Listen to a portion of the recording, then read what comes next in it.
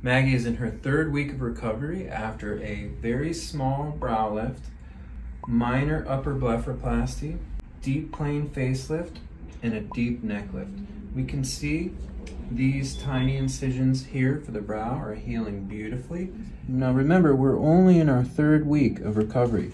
These incisions are healing beautifully. When it's all said and done, these are going to be virtually impossible to see. And these incisions are hidden in and around the ear and behind the hair and the hairline here. Maggie had a deep neck lift. A deep neck lift is not really for everyone, but when it's necessary, it's a very powerful technique. She had a lot of fullness and a lot of obliquity in her neck here, meaning that she just didn't have that good neck and jawline definition. And we can see less than 3 weeks out, she's got very good neckline definition and jawline definition, and it's only going to get better.